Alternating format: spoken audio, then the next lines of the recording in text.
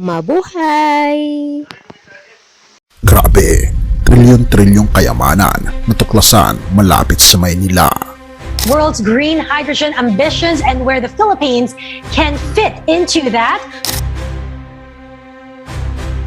Isipin mo ito, isang kayamanang kaya magpaunlad ng buong Pilipinas, biglang natuklasan. At ang nakakabaliw, hindi ito ginto, hindi rin ito langis, pero mas mahalaga pa. Mas malaki ang halaga. Pero teka, totoo ba ito? O isa lang itong ilusyon?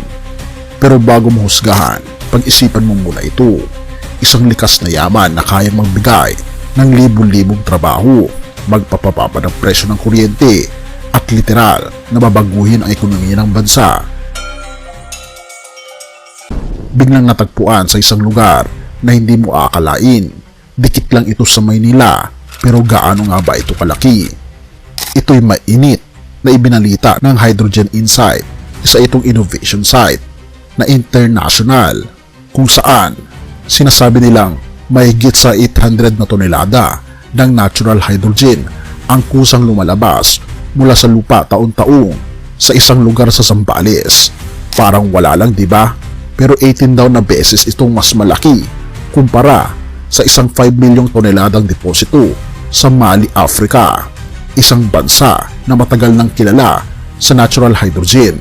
Oo mga kaibigan, 18 na beses na mas malaki sa 5 milyong toneladang deposito sa Mali, Africa.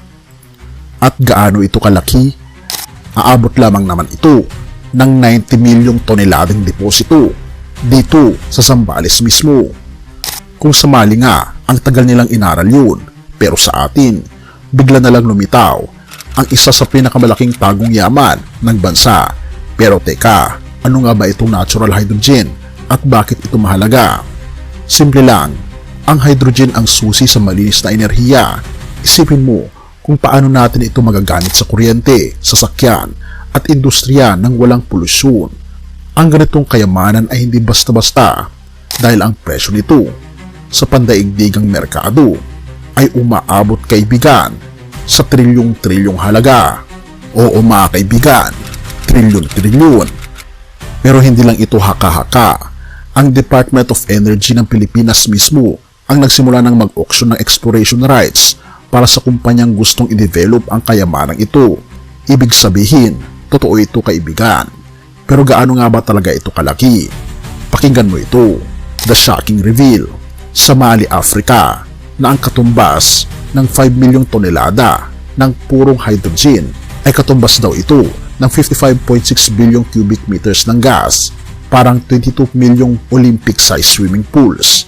Pero sa Pilipinas mga kaibigan, isipin mo ito, yung 22 milyong Olympic-sized swimming pools ay times 18 mo pa ito, at ito ay hahantong sa mahigit 396 milyong Olympic-sized swimming pools ang nakadeposito sa Zambales. Kaya nito mapailaw ang buong Pilipinas ng sobrang daming taon na aabot sa ilang henerasyon.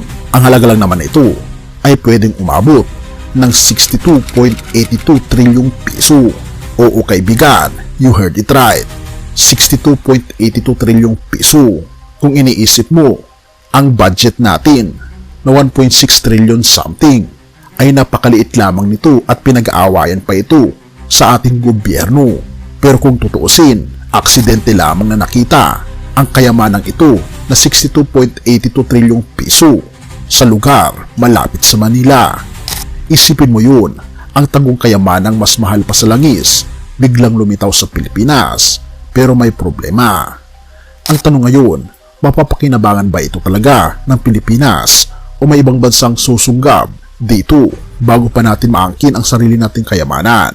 Isa lang ang sigurado, ito ang pinakamalaking natuklasang kayamanan ng bansa. Pero kung paano ito magagamit, yan ang dapat nating bantayan bago mahulog na lang sa kamay ng iba. Pero naniniwala ako, ang ating Pangulo at ang Department of Energy ay may malaking plano patungkol sa bagay na ito. At ipanalangin natin na ang Pilipino mismo, tayo, ang unang makikinabang dito. Purihin ang ating Panginoon Diyos.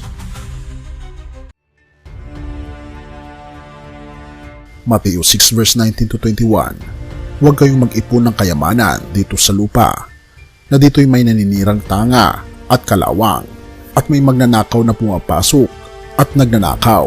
Kundi mag-ipon kayo ng kayamanan sa langit, na do'y walang naninirang tanga o kalawang, at do'y walang magnanakaw na pumapasok at nagnanakaw. Sapagkat kung saan naroon ang inyong kayamanan, naroon din ang inyong puso. Grabe, isang kayamanang maaring magpabago sa ekonomiya ng Pilipinas ang biglang natuklasan. Trilyon-trilyong halaga ng natural hydrogen ang nakabaon sa lupa, isang yaman na hindi natin inaasahan.